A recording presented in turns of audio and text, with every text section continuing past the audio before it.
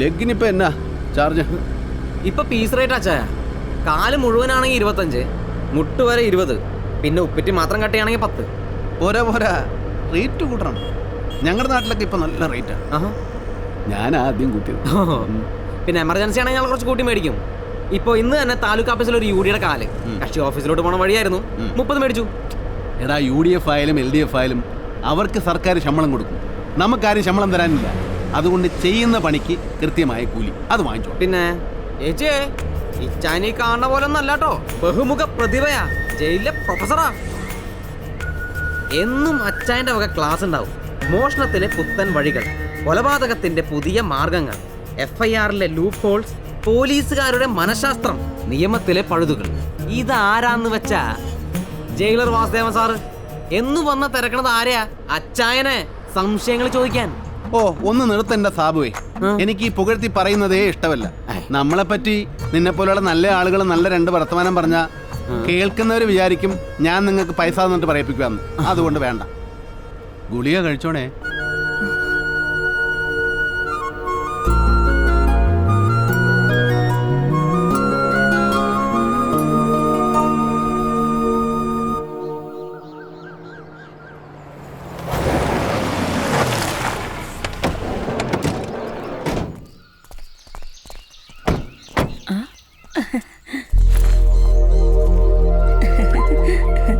അച്ചായനാണോ മനസ്സിലായോ? പിന്നെ എനിക്ക് മനസ്സിലായി. ആരാ? നിന്റെ അമ്മച്ചി, എന്റെ ഭാര്യ. ഈ ചേട്ടത്തിയോ? ആ, ഇവളെ കെട്ടിയതുകൊണ്ടാണല്ലോ എനിക്ക് ചേടത്തി സാബുന്ന് പേര് വീണത്. എന്റെ ചായ ഇവൾക്ക് വാറ്റായിരുന്നു പണി. ഞാൻ അങ്ങനെ വാറ്റടിക്കാൻ ചെന്നതാ. ടച്ചിങ്സിന് തന്നത് പ്രേമം. പിറ്റിന്റെ പുറത്ത് ഞാൻ ചോദിച്ചു പോരുന്നോന്ന്. ചോദിച്ചു തീരെ മുമ്പേ പോരാൻ പെട്ടി റെഡി പോന്നു. ഈ പ്രേമത്തിന് കണ്ണും മൂക്കും ഇല്ല എന്ന് പറയുന്നത് വെറുതെ അല്ല. എന്നാലും എന്റെ സാബുവേ, നീ വെസ്പ സ്കൂട്ടർ ഓടിക്കേണ്ട പ്രായത്തിൽ ബെൻസ് ലോഡ് ഓടിച്ചാൽ ശരിയായില്ല. അതൊക്കെ ഒരു സ്പോർട്സ്മാൻ സ്പിരിറ്റ്. എന്ത് സ്പോർട്സ്മാൻ സ്പിരിറ്റ് ആയാലും സംഗതി ഇതല്ലടാ പീസ്. അച്ചായനെ കുറിച്ച് സാബുച്ചാൻ ഒരുപാട് തവണ പറഞ്ഞിട്ടുണ്ട്. അല്ല, മാഡത്തിന്റെ തലവേദനയൊക്കെ മാറിയോ? മാടോ? അതൊക്കെ അവളെ ഡീസന്റാ. പോ സാബുച്ചായ. വാ മേഡം വാ. അച്ചായൻ വാ. മാഡത്തിന് കുടിക്കാൻ എന്നാ വേണം? ചായയോ കാപ്പിയോ? ചായ മതി. ഷോ, ആ മുഖമൊക്കെ ഒന്ന് കഴുകിക്കേ. കണ്ടാലേ അറിയാം ഒന്നും കഴിച്ചിട്ടില്ലെന്ന്. നല്ല പുട്ടും കടലയുണ്ട്, അത് കഴിക്കാം. വിശപ്പില്ല. എന്നാലും കഴിക്കണം. പുളി കഴിക്കേണ്ടതല്ലയോ? കൈ കഴുകിട്ട് വാ, പുറത്ത് വെള്ളം ഇരിപ്പുണ്ട്. ആ ചെല്ലുന്നേ. ആ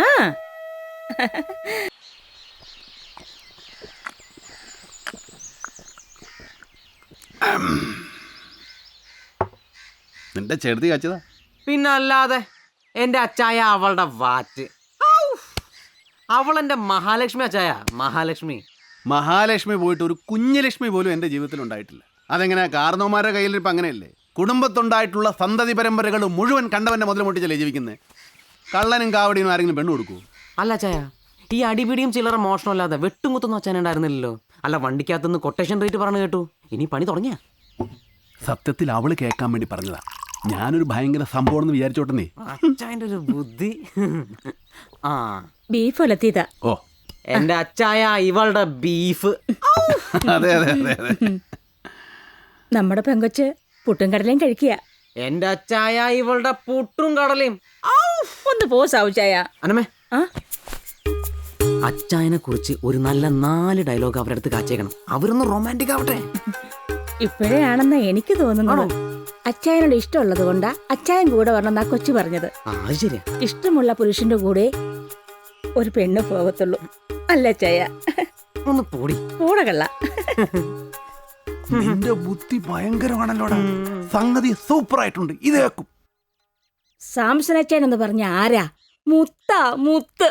ആ മുത്തിന്റെ കൂടെ മാടം കൂടെ കൂടുമ്പോ മുത്തോട് മുത്ത്. മാടത്തിനോടുള്ള ഇഷ്ടം കൊണ്ട് മാത്രമാ മാടത്തിനോട് യാത്ര ചെയ്യാൻ തീരുമാനിച്ചത്. ദേ, ഇഷ്ടമുള്ള പെണ്ണിനെ പുരുഷൻ കൂടെ കൊണ്ടു നടക്കൂ. എന്റെ കൈ പിടിച്ച് സാവിച്ചാന് കൊടുത്തതേ അച്ചായനാ. അന്ന് വന്നപ്പോൾ പറഞ്ഞു മാടത്തിനെ ഭയങ്കര ഇഷ്ടമാണ്. അച്ചായന്റെ മനസ്സ് മുഴുവൻ മാടത്തിനുള്ള സ്നേഹമാ. കഴിഞ്ഞ ആഴ്ച അല്ല, ഞായറാഴ്ച, ഈ ആഴ്ച. പനി എങ്ങനെയുണ്ട്? ആ നെറ്റിയിലോട്ടൊന്ന് കൈവച്ച് നോക്കച്ചായ. ഒന്ന് നോക്കിയേ. ഛെ, അച്ചായ നോക്കിയാലല്ലേ ചൂടറിയുള്ളൂ. ഒന്ന് നോക്ക്. ഈ അച്ഛൻ്റെ ഒരു നാണം വേണം, അന്യൊന്നും അല്ലല്ലോ. അങ്ങോട്ട് നോക്കച്ചായ, നോക്ക്. അങ്ങോട്ട് നോക്കച്ചായ. നോക്കല്ലേ? ആ. ചൂടുണ്ടോ? സൂക്ഷിച്ചു നോക്കിയാൽ ചൂടുണ്ട്. ആ. ഇതാരാ ഗുച്ചപ്പേടോ? അന്നമ്മേ, സുബേറാ. കൂടെ ആടുണ്ട്, ചെമ്പുണ്ട്.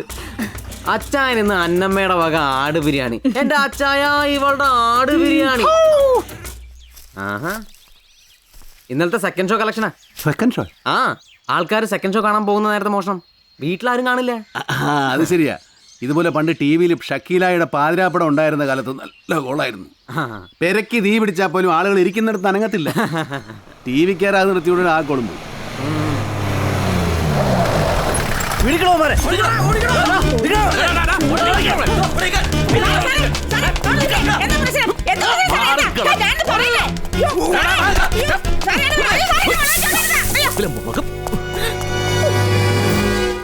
എവിടെടി സാബു? അല്ല, ഇത്ര നേരം ഇവിടെ ഉണ്ടായിരുന്നല്ലോ, എങ്ങോട്ടാണാവോ പോയത്? നീ കൂടുതൽ അഭിനയിക്കൊന്നും വേണ്ട. അവനൊന്ന് രാവിലെ വെട്ടിയെടുത്തതേ ഒരു സർക്കാർ ദിവസത്തിന്റെ കാലാ. അയ്യോ, അതൊന്നും ഇവിടെ കൊണ്ടുവന്നിട്ടില്ല. ആരാടാ നീ?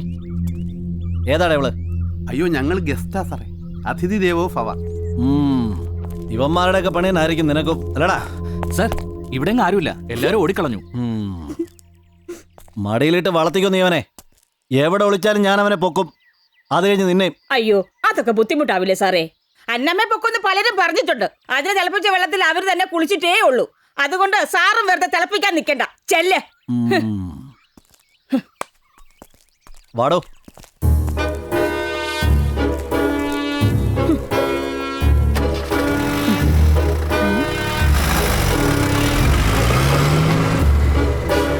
സാബുച്ചായോ? എന്തോ? സാബു എവിടെ?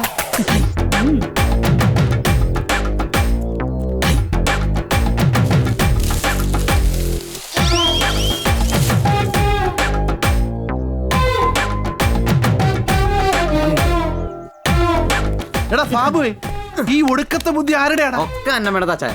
ഓ, ചേടത്തി അന്നമ്മയല്ല, പൊന്നമ്മയാ. പൊന്നമ്മ സാബു. ഞാനിനി ഇവിടെ ഒന്ന് ഒരാഴ്ച നിൽക്കാൻ പോവുക. ഇതിനൊക്കെ ചേടത്തി എനിക്കൊരു സ്റ്റഡി ക്ലാസ് എടുക്കണം. എടാ കുഞ്ഞെ, നീ ചേച്ചിയുടെ ബാഗ് ഒന്ന് ഞങ്ങൾ പോയേക്കുവാ. അതൊന്ന് പോക്കച്ചായ. നമ്മൾ വിശാലായിട്ടൊന്ന് കൂടിയിട്ട് ഭക്ഷണം കഴിച്ചിട്ട് പോയാൽ മതി. ആഗ്രഹമില്ലാഞ്ഞിട്ടല്ലടാ പോയി, ഒരുപാട് ദൂരം പോകണം. പോണ വഴി നമ്മുടെ ദാസന്റെ വീട്ടിലൊന്ന് കയറണം. എടാ, ഞങ്ങൾ ആ ബസ് സ്റ്റോപ്പിലൊന്ന് ഇറക്കണം. നീ വരണ്ട, പോണ വഴി ആ എസ് ഐ എങ്ങാനും കണ്ടാലോ. ചെല്ലടാ. രണ്ടുപേരും ഒന്ന് ചേർന്ന് നിന്ന്. ദീർഘസുമംഗലി ഭവ. എന്തെങ്കിലും വിശേഷം ഉണ്ടെ അറിയിക്കണേ.